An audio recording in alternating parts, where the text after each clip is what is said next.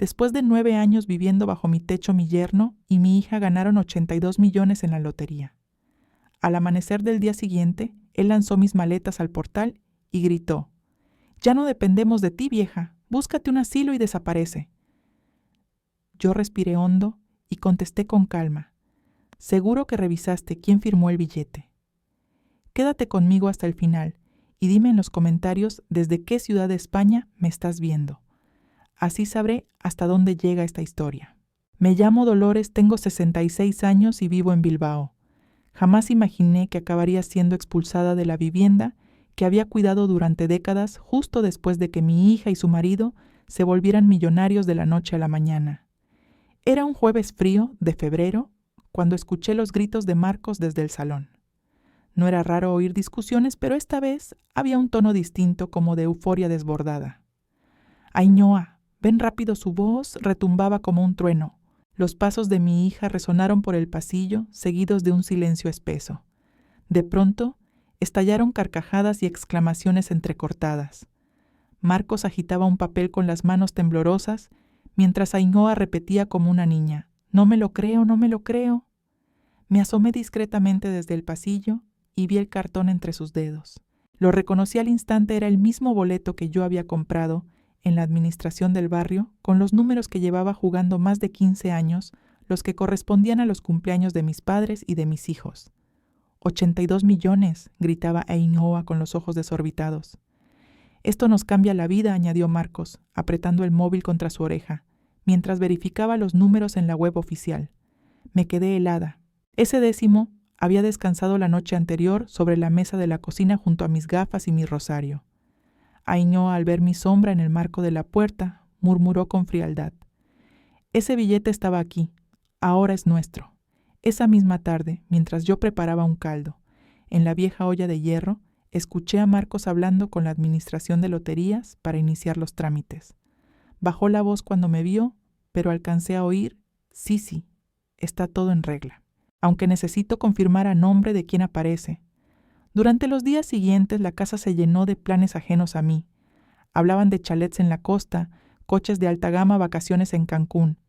Yo, mientras tanto, seguía limpiando, cocinando y cuidando a mis nietos de 7 y 9 años, observando cómo la avaricia de 2 personas que alguna vez quise transformaba mi hogar en un campo de batalla silencioso. Pero algo había cambiado en la forma en que Marcos me miraba. Siempre había sido distante, pero ahora notaba una dureza nueva en sus gestos, como si mi sola presencia resultara insoportable. El viernes al amanecer, todo se torció. Eran las 6 de la mañana, cuando un ruido extraño me despertó. Escuchaba pasos y arrastres en el piso inferior. Bajé lentamente la escalera y allí me encontré con Ainhoa empujando una maleta enorme por el pasillo. «¿Qué sucede?», pregunté.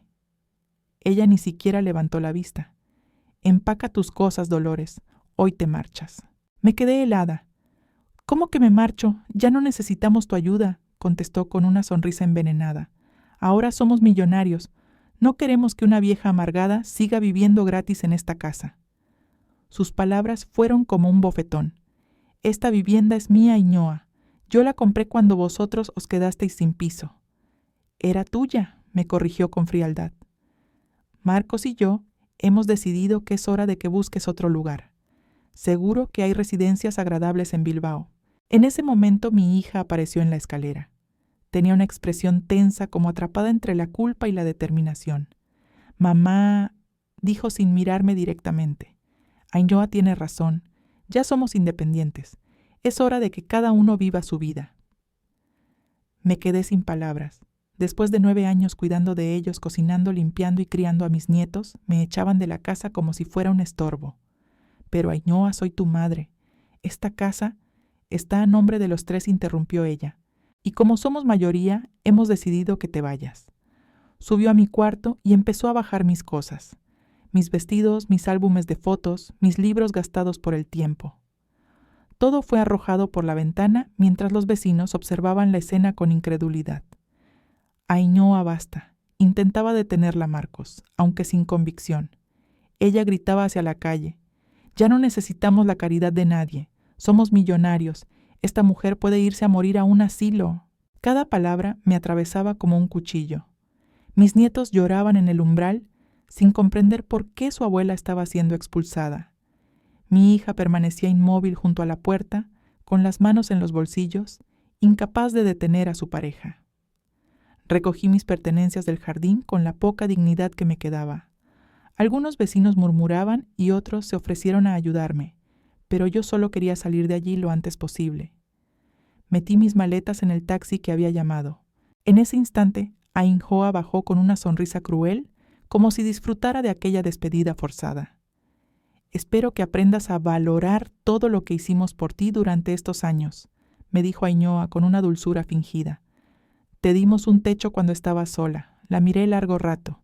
Esta mujer que había entrado en mi familia hacía una década, que había sido testigo de cómo sacrificaba cada euro y cada energía por ellos, que sabía perfectamente que yo había pagado facturas, comida y hasta sus caprichos durante 9 años, ahora me echaba como si nunca hubiese importado».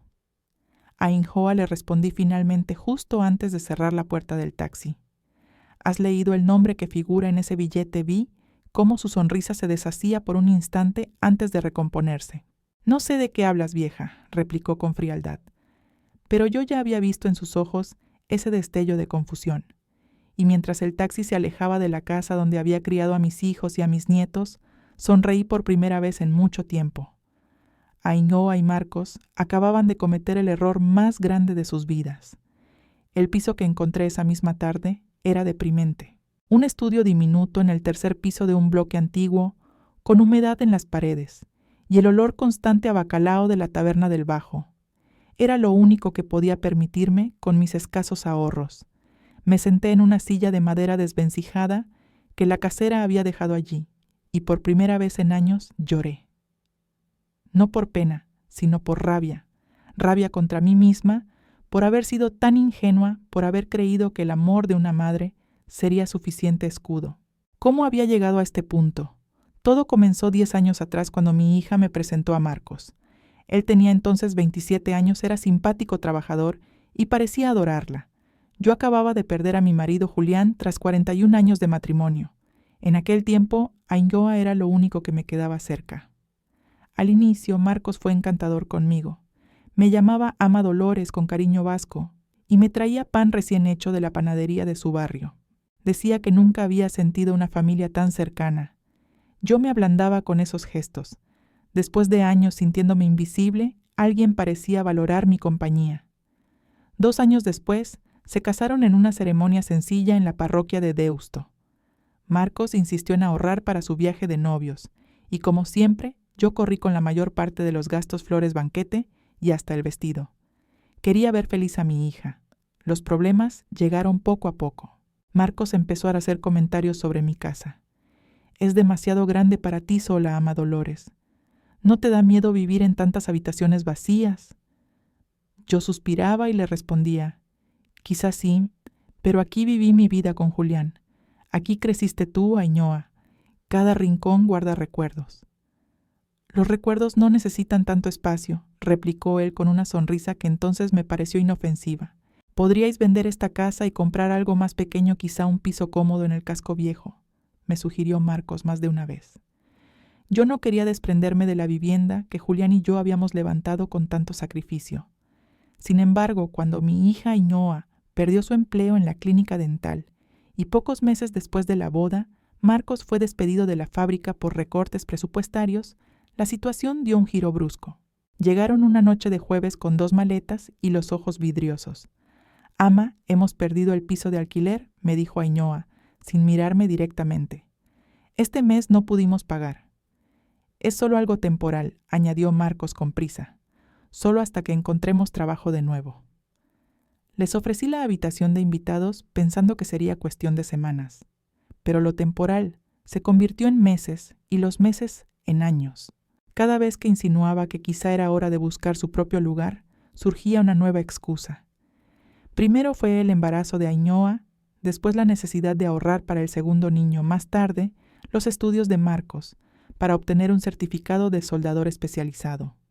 Durante los primeros tiempos me sentía necesaria. Cocinaba, limpiaba, llevaban a mis nietos John y Maite al colegio. Me repetía que era mi deber como abuela y madre, que ayudaba a mantener unida a la familia. Pero con el paso de los años, la dinámica cambió. Ainhoa empezó a tratarme más como a una criada que como a la dueña de la casa. Dolores, se acabó la leche, me gritaba desde el pasillo. Ama, los niños necesitan ropa limpia para mañana. Dolores, ¿por qué no hay cena lista? Nunca había un por favor ni un gracias. Solo órdenes secas que me recordaban cada día mi lugar en su nueva jerarquía. Cuando alguna vez me atreví a protestar, Ainhoa suspiraba teatralmente. Ay, ama Dolores, pensé que te gustaba sentirte útil. No queremos que te sientas como una carga. Esa palabra carga se convirtió en un látigo que me azotaba a diario. Me reducía a la sombra de lo que había sido como si fuese una intrusa tolerada. Marcos, en lugar de defenderme, se encogía de hombros. Está estresada con los niños, ama. Dale tiempo. Pero el tiempo no mejoró nada. Al contrario, empeoró. Un día me comunicaron que necesitaban la habitación de huéspedes como oficina. Mi espacio fue trasladado al ático. Tendrás más intimidad allí arriba, ama Dolores. Más paz, dijo Ainhoa. La paz significaba aislamiento. Comer sola en la cocina, después de que ellos terminaran ver la televisión en mi cuarto reducido, mientras ellos ocupaban la sala que yo había decorado con tanto esmero. Los domingos familiares se transformaron en banquetes donde yo cocinaba y servía, pero nunca tenía un lugar en la mesa principal. Los adultos necesitamos hablar de cosas serias, decía Ainhoa. Puedes comer en la cocina. Mis nietos John y Maite, que al principio corrían a mis brazos cuando regresaban de la ikastola, poco a poco empezaron a apartarse de mí. Ainhoa les había inculcado la idea de que la amona Dolores era solo la señora que cocinaba y limpiaba, no alguien digna de cariño. No molestéis a la abuela, les repetía cuando me buscaban para jugar. Está muy ocupada con sus quehaceres. Cada día me levantaba antes que todos para preparar desayunos, alistar mochilas, dejar la casa en orden.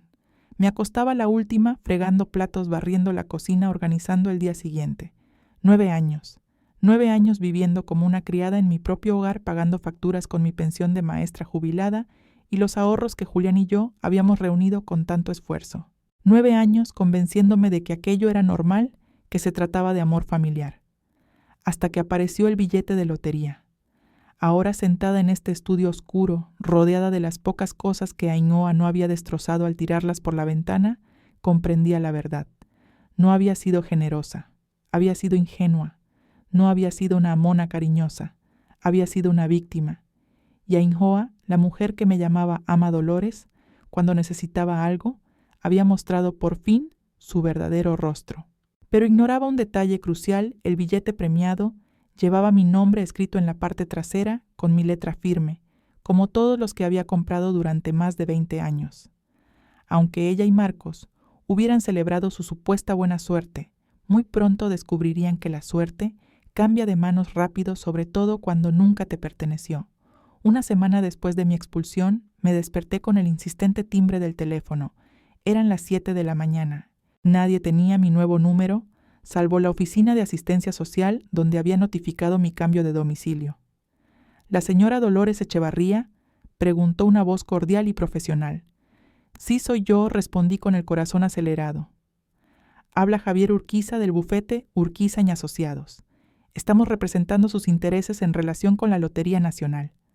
Me quedé inmóvil. Perdón, el billete premiado, señora Echevarría. Los 82 millones. Necesitamos saber si ha decidido cómo proceder con el reclamo. El silencio se apoderó de mí unos segundos. Después respiré hondo. Por supuesto, el billete estaba a mi nombre. Siempre lo había escrito así, siguiendo el consejo de Julián: pon tu nombre, Dolores. Nunca se sabe. Señora Echevarría, ¿sigue ahí? Sí, respondí con voz firme. Aquí estoy. Disculpe, ¿es que es mucha información para procesar? Respondí con voz entrecortada. Por supuesto, lo entiendo. Puede resultar abrumador, contestó el abogado con calma. La Oficina de Lotería Nacional nos había contactado porque el 10º estaba registrado a mi nombre, aunque habían recibido reclamaciones de terceros que aseguraban tener derechos sobre el premio. Mi corazón latía con fuerza. Sabía de quiénes hablaba. ¿Qué tipo de reclamaciones?, pregunté, aunque la respuesta era evidente. Una mujer llamada Ainhoa Arrieta y un hombre llamado Marcos Iriarte Han estado llamando insistentemente asegurando que el billete les pertenece. Sentí una mezcla de rabia y alivio. Pero legalmente el billete está a su nombre, señora Echevarría, continuó el abogado. Solo usted puede cobrarlo. Sonreí por primera vez en semanas. Entiendo. ¿Cuánto tiempo tengo para decidir? El plazo es de 180 días desde la fecha del sorteo. Le recomiendo no esperar demasiado. Estos asuntos pueden complicarse cuando hay disputas familiares. Estoy todavía pensando, dije tras una pausa. ¿Hay alguna circunstancia especial que deba conocer?, insistió él. Digamos que he aprendido mucho sobre mi familia estos días, respondí con amargura. Necesito tiempo para procesar todo, por supuesto, pero recuerde que usted es la única persona con autoridad legal para reclamar el dinero. Colgué y me quedé sentada en mi vieja silla de madera, mirando por la ventana sucia de mi pequeño estudio en Bilbao. Abajo la vida seguía igual, la gente caminaba deprisa hacia el trabajo, los niños corrían hacia la Icastola, los autobuses pasaban rugiendo por la avenida. Para el mundo nada había cambiado, para mí todo. Había pasado 9 años sintiéndome invisible, tratada como una carga dentro de mi propia casa. Ahora tenía el poder de darle la vuelta a todo. 82 millones de euros. Una cifra suficiente para vivir tranquila el resto de mi vida, para viajar para cumplir los sueños que Julián y yo habíamos pospuesto antes de que la enfermedad se lo llevara. Pero también tenía la oportunidad de enseñarle a Ainhoa lo que significaba realmente la gratitud. El teléfono sonó de nuevo. Reconocí el número de inmediato. Era ella. Ama Dolores, su voz sonaba tensa, forzadamente dulce. «¿Cómo estás, bien Ainhoa?», contesté con frialdad. «Escucha. Sé que las cosas se pusieron tensas el otro día, ya sabes cómo me pongo cuando estoy estresada, pero quería hablar contigo de algo importante. Te escucho. Es sobre el 10º de lotería, el que encontré en la mesa de la cocina. Ha habido una pequeña confusión con la oficina de la Lotería Nacional», dijo Ainhoa con voz forzadamente tranquila. «Parece que hubo un error en el papeleo». «¿Qué tipo de error?», pregunté, sabiendo de antemano la respuesta. Ainhoa hizo una pausa. Pude casi escuchar cómo buscaba con cuidado sus palabras. «Bueno, resulta que alguien escribió tu nombre en el billete. Probablemente fue un error, ¿verdad? Quiero decir, tú nunca compras lotería». «Mentira. Durante más de 20 años ella me había visto salir cada jueves a la misma administración de la calle Autonomía para comprar mi 10º. Siempre con los mismos números, siempre con la misma rutina». «Ah, sí», contesté con tono neutro. «Sí debe de haber sido un malentendido. Tal vez el empleado se confundió. El caso es que necesitamos que vengas con nosotros a la oficina de lotería para aclararlo. Solo tendrías que firmar un papel diciendo que el 10º no es tuyo». El descaro era insoportable. Después de echarme a la calle, de humillarme delante de los vecinos, de tratarme como a una criada durante 9 años, ahora me llamaba como si nada hubiera pasado. «No puedo hacer eso, Ainhoa. ¿Cómo que no puedes, ama Dolores, ser razonable? Nosotros encontramos el billete. Nosotros comprobamos los números. El premio es nuestro. El billete está a mi nombre por una razón». Su voz cambió al instante. La falsa dulzura se esfumó y apareció la frialdad que conocía demasiado bien. «Dolores, no seas ridícula. Tú no tienes derecho a ese dinero. Has vivido de nosotros casi una década. Te dimos techo, comida. Es lo mínimo que puedes hacer para compensarnos». La ironía me golpeó de lleno. Casi solté una carcajada. Mantenerme a Ainhoa, yo pagué cada factura de esa casa durante 9 años. La comida que comíais, la luz, el agua, el gas, todo salió de mi pensión de maestra. «Eso es distinto», respondió con irritación. «Tú elegiste hacerlo, como también elegiste marcharte». Guardé silencio un instante. Después su tono se volvió venenoso. «Si no cooperas, Dolores, esto se va a poner muy feo. Tenemos abogados. Podemos demostrar que el billete se compró con dinero de la casa. Dinero que Marcos y yo también pusimos. Mentira. Durante todos esos años, ninguno de los dos había aportado un solo euro a los gastos». «Haz lo que tengas que hacer», Ainhoa, repliqué con calma. Ama, su voz se quebró como si al fin comprendiera que su manipulación no funcionaba. «Por favor, sé razonable. Somos familia». Familia, la palabra me salió más amarga de lo que pretendía. Las familias no echan a sus madres a la calle como perros.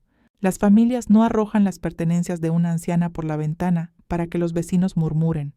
Las familias no convierten a sus seres queridos en sirvientes durante casi una década. Estábamos estresados, balbuceó Ainhoa. Con el dinero, con los niños. 9 años llevaban estresados, repliqué con ironía. Qué conveniente. Hubo un silencio incómodo. Finalmente se atrevió a preguntar. ¿Qué quieres entonces, dinero? ¿Una disculpa? ¿Una parte del premio? Podemos llegar a un acuerdo. ¿Leíste el nombre en el 10º a Ainhoa? Le lancé la misma pregunta que una semana atrás. ¿Qué tiene que ver eso con nada? Contéstame. El silencio se hizo más denso que nunca. Al fin, con voz apagada, admitió. Sí, leí tu nombre. ¿Y cuándo lo leíste? Otra pausa. El día que lo encontré en la mesa. ¿Y aún así asumiste que era tuyo? No respondió. Ainhoa. Pensé que quizá lo habías comprado para nosotros, como un regalo. Mentira. Pero al menos había confesado que siempre supo la verdad. Necesito tiempo para pensar, le dije. Tiempo para qué, ama, ese dinero puede cambiarnos la vida. Los niños podrían estudiar en los mejores colegios. Marcos podría montar su propio taller. Podríamos comprar un caserío enorme donde todos tengamos espacio. Incluida, yo supongo... Bueno, sí, claro. Hasta podrías tener una pequeña vivienda independiente con tu propia entrada y tu cocina como una casita, en el jardín. Su generosidad me hizo sonreír con amargura. Voy a colgar ahora a Ainhoa. Ama, espera, vas a reclamar el premio. Sonreí aunque ella no podía verme. Como te dije, necesito tiempo para pensar. Y colgué. Esa noche, por primera vez en años, dormí profundamente. Soñé con Julián, con los planes que habíamos hecho para nuestra jubilación antes de que el cáncer se lo llevara. Soñé con los viajes que nunca hicimos con la casa junto al Cantábrico, que siempre quisimos comprar con los libros que él quería escribir y yo quería leer. Al despertar lo tuve claro. Había llegado el momento de revelar lo que llevaba guardando en silencio todo este tiempo. Algo que cambiaba la historia por completo. Yo lo sabía. Desde el instante en que escuché a Ainhoa gritar, de alegría aquella mañana, desde el momento en que la vi sosteniendo mi billete con mis números en sus manos, yo supe exactamente lo que iban a hacer. Estaba ocurriendo. Y decidí no decir nada. ¿Por qué? Porque después de 9 años, siendo tratada como una sirvienta en mi propia casa, después de 9 años de humillaciones, disfrazadas de cariño familiar, yo quería comprobar hasta dónde podían llegar. Quería ver si mi hija, aquella niña que había criado con tanto amor, tendría la decencia de defenderme cuando su marido decidiera echarme a la calle. Quería saber si quedaba algo de humanidad en esas personas que se hacían llamar mi familia. La respuesta, como ya sabéis, fue no. Pero aún no os conté cómo llegué a comprar aquel 10º, porque hubo un detalle, un suceso ocurrido apenas un día antes, que me partió el alma en dos. Era el cumpleaños de mi nieto John el mayor. Cumplía 10 años. Durante semanas había apartado unas monedas de mi pequeña pensión para comprarle una bicicleta roja que había visto en el escaparate de una tienda de la Gran Vía. Una bicicleta preciosa que costaba casi 200 euros, prácticamente todo lo que me quedaba tras pagar mi parte de las facturas de la casa. Aquella mañana me levanté temprano, decoré la cocina con globos azules y preparé su desayuno favorito, tostadas con mermelada de fresa y un vaso de cacao caliente. Había escondido la bicicleta en el trastero envuelta en un papel brillante. Cuando John bajó a desayunar, vino corriendo hacia mí con los ojos iluminados. «Amona Dolores, hoy es mi cumple». «Lo sé, mi vida», le dije abrazándole con fuerza. «Y tengo una sorpresa muy especial para ti». Pero antes de que pudiera decir más, Ainhoa apareció en la cocina. «John, ven aquí. Tu padre y yo queremos hablarte de tu cumpleaños». Mi nieto corrió hacia su madre. Yo seguí volteando las tostadas, pero escuchaba cada palabra. «Cariño», le dijo Ainhoa con esa voz melosa que usaba cuando quería sonar sensata este año, «hemos decidido que lo mejor es celebrar de una forma más modesta. Es importante que aprendas el valor del dinero». Mi corazón se encogió, sabía hacia dónde iba. «¿Entonces no voy a tener regalos?», preguntó John con voz temblorosa. «Claro que sí, amor. Tu Amona seguro te ha comprado algo bonito, ¿verdad, ama?», me lanzó Ainhoa con una sonrisa fría. Yo me giré con la espátula aún en la mano. La miré fijamente. «Sí, John, tengo algo para ti». ¿Ves?, dijo Ainhoa. Seguro que la abuela te ha comprado un libro o algo educativo. John me miraba con esperanza. Llevaba semanas hablándome de la bicicleta, de cómo todos sus amigos ya tenían una, y él era el único que no. Me había prometido que le enseñaría a montar, que aprendería a pedalear sin ruedines, que sería el niño más responsable del mundo. Respiré hondo, reuní valor y dije: «En realidad, John, te compré una bicicleta». La sonrisa de Ainhoa se borró al instante. Una bicicleta, su tono se volvió cortante. «Ama Dolores, ya hablamos de esto. John no está listo para una bicicleta». «Pero, ama, siempre he querido una bici», exclamó John saltando de alegría. «John, ve a tu habitación. Los adultos tenemos que hablar», ordenó su madre. Cuando mi nieto se fue, Ainhoa se acercó a mí. Su voz era un susurro venenoso. «¿Cómo te atreves?» «Es su cumpleaños, Ainhoa. Solo quería hacerlo feliz». ¿Hacerlo feliz? ¿O hacer que Marcos y yo parezcamos los padres malos porque no le compramos regalos caros? No era mi intención. Siempre es tu intención, ama. Siempre tratando de ser la abuela favorita, la que consiente, la que compra el cariño de los niños. Sus palabras me dolieron más de lo que esperaba. Durante años lo único que me había mantenido cuerda en esa casa era el amor de John y Maite. Era lo único genuino que quedaba. «Devuelve la bicicleta», me ordenó. «¿Qué devuélvela a la tienda? John no la va a recibir. Pero ya la compré. Ya está aquí. No me importa. Devuélvela. Y no vuelvas a comprarle algo así sin consultarlo conmigo antes». Me quedé inmóvil, sintiendo cómo mi corazón se rompía en pedazos pequeños. No por el dinero perdido, sino por darme cuenta de que Ainhoa estaba dispuesta a arruinar la felicidad de su propio hijo solo para lastimarme a mí. ¿Y qué le digo a John Dyle, que cambiaste de opinión, que decidiste enseñarle una lección sobre no esperar cosas materiales? Esa tarde tuve que decirle a mi nieto que no habría bicicleta. Vi cómo su carita se llenaba de confusión y decepción, cómo trataba de no llorar para no hacerme sentir peor. «Está bien, Amona Dolores», susurró con vocecita rota. «Entiendo, pero yo sabía que no entendía. ¿Cómo podría entender un niño de 10 años que su madre había usado su cumpleaños como campo de batalla para herirme? Aquella noche, tras devolver la bicicleta y recuperar mi dinero, caminé hasta la administración de loterías de la esquina y compré un 10. No porque creyera que iba a ganar. Llevaba años comprándolos sin sacar más de 5 o 10 euros ocasionales. Lo compré porque estaba cansada, cansada de ser humillada, cansada de que pisotearan mi cariño, cansada de vivir como prisionera en mi propia casa. Compré aquel 10 como una especie de oración desesperada al universo. «Por favor, dame una salida de esto». Escribí mi nombre en el reverso como hacía siempre. Eran los mismos números que llevaba jugando desde hacía 20 años, las fechas de nacimiento de Julián de Ainhoa, de John de Maite, y la mía propia. Cifras que representaban a las personas que había amado incondicionalmente. Lo dejé sobre la mesa de la cocina esa noche, junto con el recibo de compra, como solía hacer. Era mi costumbre. Julián me había enseñado a ser organizada con esas cosas. Siempre guarda los recibos, Dolores. Y siempre pon tu nombre en los 10. A la mañana siguiente, cuando escuché los gritos de Ainhoa, cuando vi cómo asumía sin dudar que el billete ganador era suyo, tomé una decisión. Iba a dejar que creyera que había ganado. Iba a observar qué hacía con esa supuesta fortuna. Quería descubrir qué tipo de personas eran realmente cuando pensaran que ya no necesitaban fingir cariño. Y durante una semana los observé.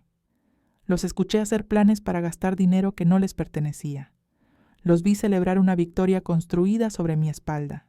Los contemplé mientras decidían que la mujer que había pagado la luz, el gas, la comida y hasta los pañales de sus hijos durante 9 años ya no merecía ni un lugar en la mesa.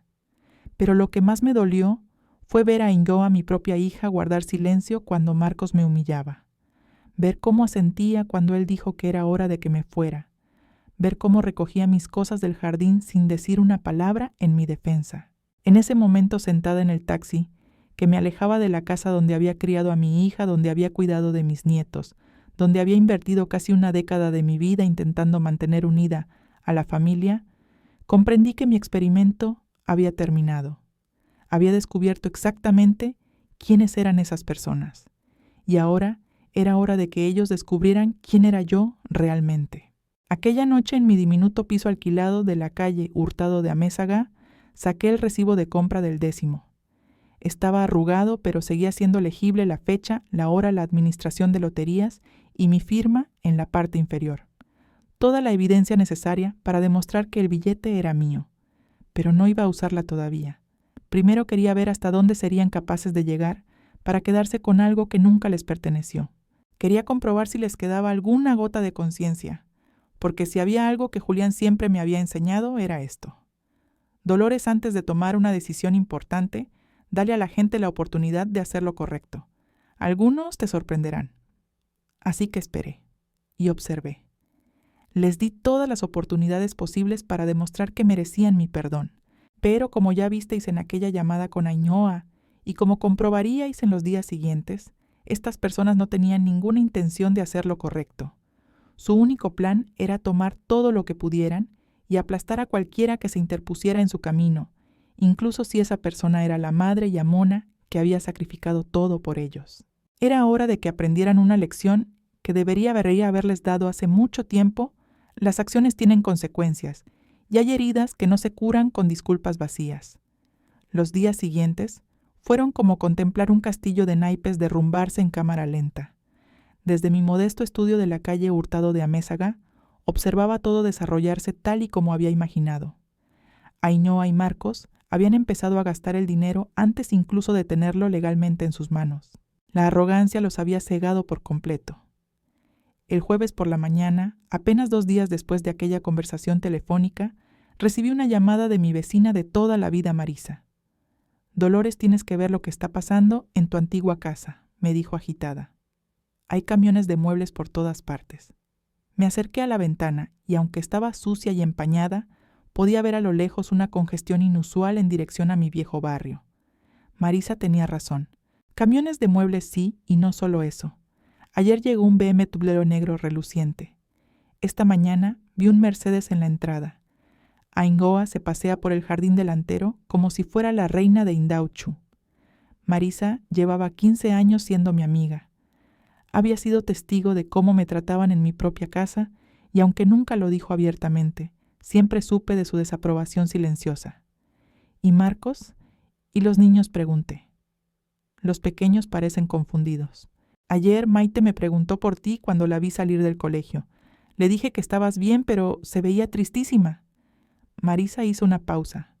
Marcos está raro, incómodo, como si supiera que algo no está bien, pero sin valor para admitirlo. Era justo lo que esperaba.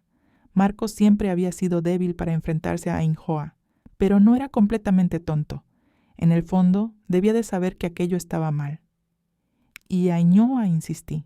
Marisa soltó una risa amarga. Esa mujer actúa como si hubiese encontrado petróleo. Ayer la vi en el supermercado comprando champán caro y contando a cualquiera que quisiera escuchar su increíble buena suerte. Por fin viviremos como nos merecemos, repetía. Las palabras me revolvieron el estómago. Marisa, ¿podrías hacerme un favor? Claro, Dolores, lo que necesites. ¿Podrías mantenerme informada de todo lo que ocurra allí solo unos días más? Ella no preguntó por qué. Ella conocía bien a mi familia y la situación, y sabía que algo grande se estaba gestando. Por supuesto, Dolores, me aseguró Marisa. Te llamaré si veo algo interesante. Esa misma tarde recibí otra llamada. Esta vez era del abogado de la lotería, el señor Urquiza. Señora Echevarría, tenemos una situación un tanto complicada. ¿Qué tipo de situación? Hemos recibido múltiples llamadas de las personas que le mencioné antes. La señora Ainhoa Arrieta ha estado contactándonos todos los días y ahora amenaza con tomar acciones legales si no liberamos el premio de inmediato. No pude evitar sonreír con ironía. ¿Acciones legales? Sí. Afirma que tiene pruebas de que el 10º le pertenece. Incluso mencionó que usted está, ¿cómo lo dijo?, mentalmente inestable debido a su edad avanzada y no capacitada para manejar asuntos financieros. La audacia de esa mujer no tenía límites. Señor Urquiza, ¿yo le parezco mentalmente inestable? El abogado soltó una breve carcajada. Para nada, señora, pero debo preguntarle, ¿hay alguna razón por la que retrasa reclamar el premio? Legalmente está muy claro. El billete estaba a su nombre. Usted es la única persona autorizada a cobrarlo. ¿Cuánto tiempo puede pasar antes de que ellos intenten algo serio? Honestamente no pueden hacer nada. No tienen derecho legal sobre ese dinero. Pero sí pueden hacer ruido, y si siguen acosando a nuestra oficina, quizá tengamos que involucrar a la Ertzaintza. Deme 3 días más, respondí con firmeza. Solo 3 días, y tomaré mi decisión final. Como guste, señora Echevarría, pero le recomiendo no esperar demasiado. Esa noche Marisa volvió a llamarme. Dolores, tienes que escuchar esto. Estuve en la farmacia y me encontré con Carmen, la vecina que vive 2 casas más abajo de tu antigua casa. Sí la recuerdo. ¿Qué pasó? Pues me contó que anoche escuchó una discusión terrible en tu casa. Marcos y Ainhoa gritaban como locos. Algo sobre dinero, papeles y la oficina de lotería. Sentí que el corazón me golpeaba en el pecho. ¿Y qué más dijo Carmen? Asegura que Marcos sonaba desesperado, gritando: «Esto no está bien, tenemos que llamar a Ama». Pero Ainhoa le respondió furiosa, diciéndole que no fuera débil, que el dinero era suyo por derecho. Por derecho. Como si 9 años de abuso y humillaciones les dieran derecho a robarme mi billete. ¿Y cómo terminó?, pregunté. Ainhoa gritó algo sobre no dejar que Marcos arruinara todo para su familia. Y después todo quedó en silencio. El viernes por la mañana el teléfono sonó a las 6:30. Era Marcos. Ama, su voz sonaba quebrada, desesperada. Necesitamos hablar. Hola, Marcos. Ama, por favor. Hay un problema con el 10º de lotería. La oficina dice que está a tu nombre. Y pregunté con calma. Y Ama, ¿lo compraste tú finalmente?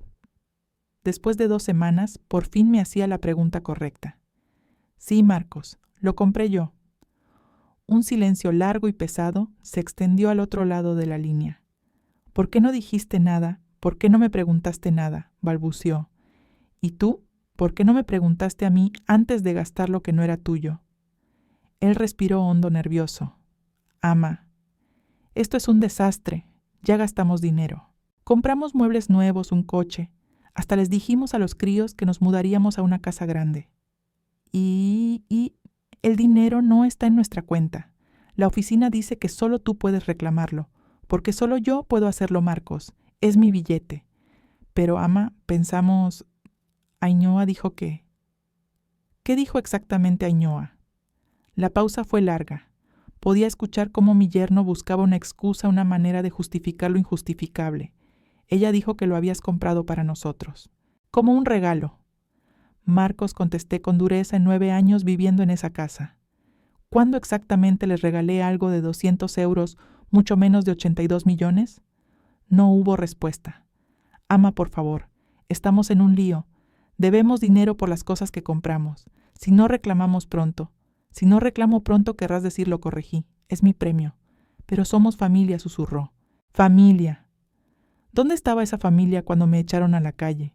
¿Dónde estaba cuando Ainhoa arrojó mis cosas por la ventana delante de todo el barrio, Ama? Nosotros estábamos emocionados. Fue un error. No fue un error, Marcos. Fue una decisión. Muy consciente. Y muy cruel. ¿Qué podemos hacer para arreglar esto?, preguntó con un hilo de voz. Por primera vez en esa llamada, sentí una chispa de esperanza. Tal vez, solo tal vez empezaba a comprender la magnitud de lo que habían hecho. ¿Sabes cuánto dinero pagué yo en esa casa durante esos 9 años? No exactamente. Anoche lo calculé.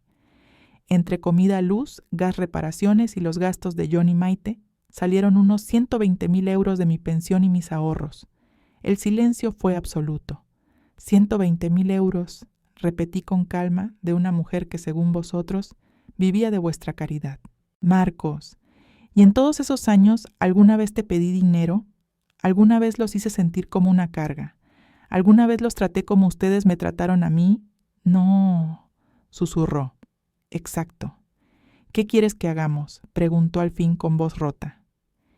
Era la pregunta que había estado esperando, la que determinaría si aún quedaba algo que salvar en nuestra relación. Marcos, quiero que pienses bien en lo que voy a preguntarte. ¿Crees que merezco una disculpa?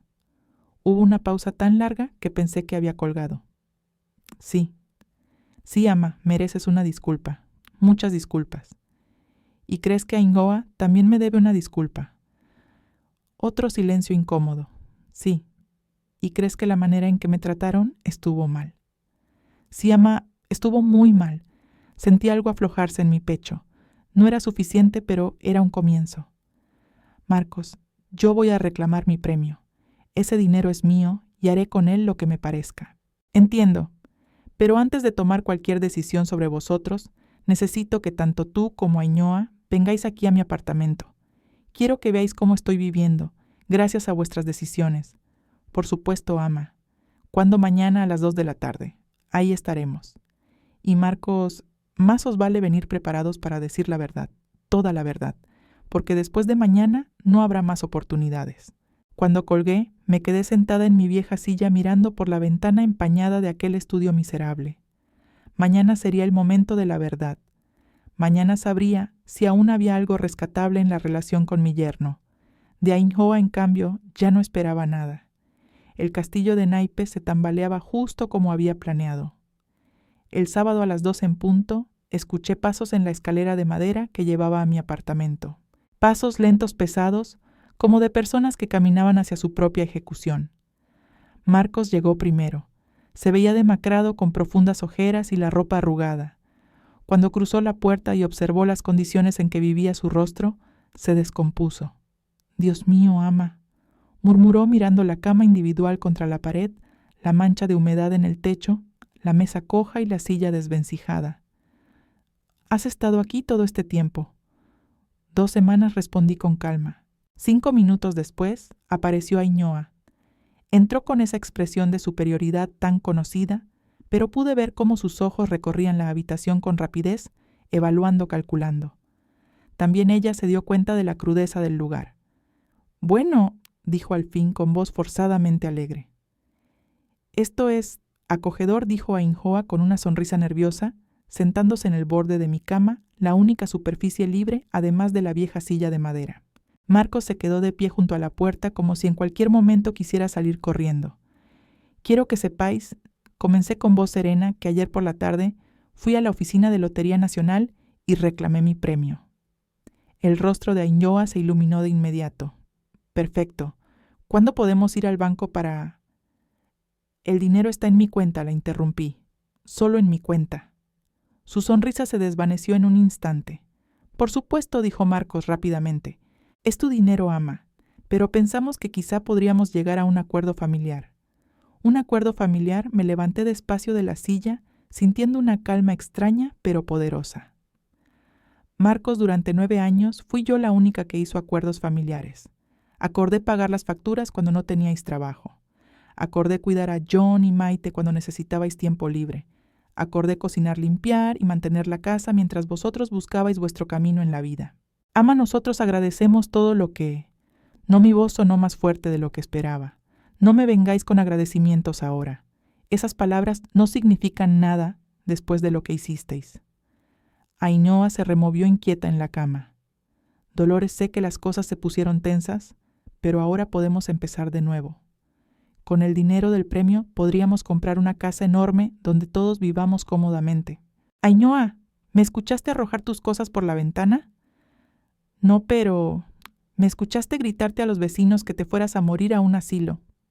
Yo estaba molesta, Ama. La gente dice cosas cuando está molesta. ¿Me escuchaste llamarte una carga durante 9 años? Eso es diferente. No, dije con firmeza. No es diferente. Es exactamente lo mismo, excepto que yo nunca os hice a vosotros lo que vosotros me hicisteis a mí. Marcos se acercó despacio. Ama, estamos aquí porque queremos arreglar las cosas. Dinos qué necesitas que hagamos. ¿Qué necesito? Me senté de nuevo, mirándolos a los dos. Marcos, necesito que me digas por qué te quedaste callado cuando Ainhoa me humilló. Mi yerno bajó la cabeza. Porque soy un cobarde y porque me acostumbré a que tú resolvieras todos nuestros problemas. Me dejé convencer de que eras una carga cuando en realidad la carga éramos nosotros. Era más honestidad de la que había oído en años. ¿Y tú? Ainhoa, pregunté. ¿Qué tienes que decir? Ainhoa se enderezó. Por un momento pensé que al fin iba a ser honesta. Pero entonces habló. Ama, sé que a veces puedo ser intensa, pero todo lo que hice fue por el bien de mi familia. Quería que Marcos fuera independiente, no que siguiera dependiendo de su madre para todo.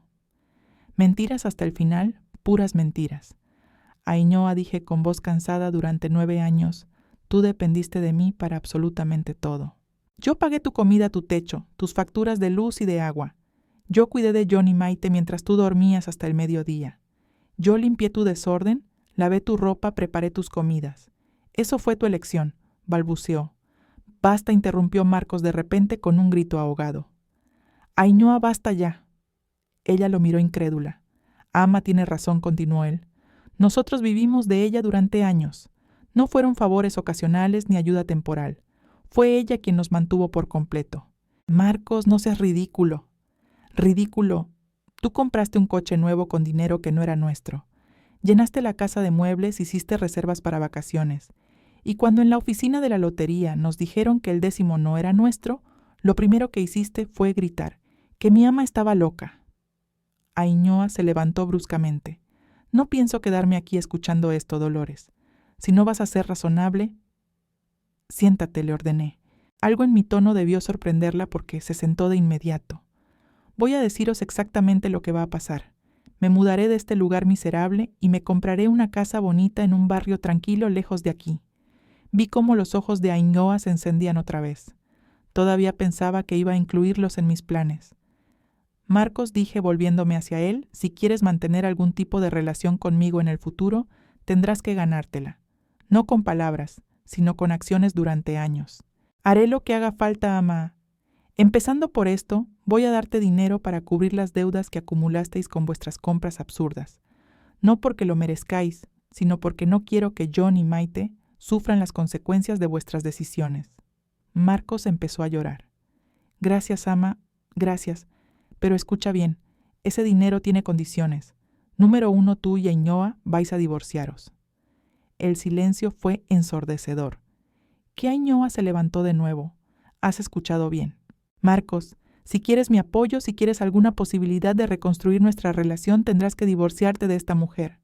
Ama, dijo él con voz temblorosa. Ella es mi esposa, la madre de mis hijos. ¿Y yo qué soy, Marcos?, pregunté con firmeza. Mi yerno guardó silencio. Durante 9 años Ainhoa me ha tratado como basura. Me ha humillado, me ha usado, me ha manipulado. Y tú lo permitiste. Lo miré fijamente. Si seguís casados significa que eliges estar con alguien que abusa de tu ama. Y los niños estarán mejor sin una madre que les enseña a no respetar a su abuela. Tú puedes ser un buen padre solo, Marcos, pero no puedes ser un buen hijo mientras permanezcas a su lado. Ainhoa se levantó furiosa. Esto es chantaje emocional. No puedes destruir un matrimonio solo porque tienes dinero. No estoy destruyendo nada, Ainhoa. Vosotros destruisteis vuestro matrimonio el día que decidisteis echarme de mi propia casa. Vosotros rompisteis esta familia cuando elegisteis la codicia sobre el amor. Marcos se volvió hacia él exigiendo apoyo. Di algo. No puedes dejar que haga esto. Marcos nos miró a ambas y por primera vez en años vi al hombre que había criado Julián y yo. Había fuerza en su mirada, determinación. Ainhoa dijo lentamente, Ama tiene razón. ¿Qué fuiste cruel con ella? Durante años. Y yo lo permití porque era más fácil callarme que enfrentarme a ti. Pero estuvo mal. Marcos, gritó Ainhoa fuera de sí. Quiero el divorcio, respondió él con voz firme. Mi hija nos observó como si fuéramos desconocidos, incapaz de comprender cómo había perdido el control. Esto no va a terminar aquí, dijo al fin helada. Voy a luchar por la custodia. Voy a reclamar la mitad de todo lo que tengamos. Lucha todo lo que quieras, le contesté con calma. Pero hazlo sin mi dinero. Ainhoa salió del apartamento dando un portazo que hizo temblar las paredes. Marcos y yo permanecimos en silencio durante varios minutos. ¿De verdad me vas a ayudar, ama?, preguntó por fin. Te voy a ayudar a ser el hombre que crié. Te voy a ayudar a ser un buen padre para John y Maite. Pero nunca más permitiré que nadie me trate como vosotros lo hicisteis. 6 meses después, estaba sentada en la terraza de mi nueva casa pequeña, pero luminosa frente a la costa vizcaína. Contemplaba el atardecer mientras Marcos llegaba cada 2 semanas con los niños. Había conseguido la custodia tras el fracaso de Ainhoa en demostrar que yo había manipulado sus decisiones. Mi relación con él no era la misma de antes. Probablemente nunca volvería a hacerlo. Pero ahora era honesta, real.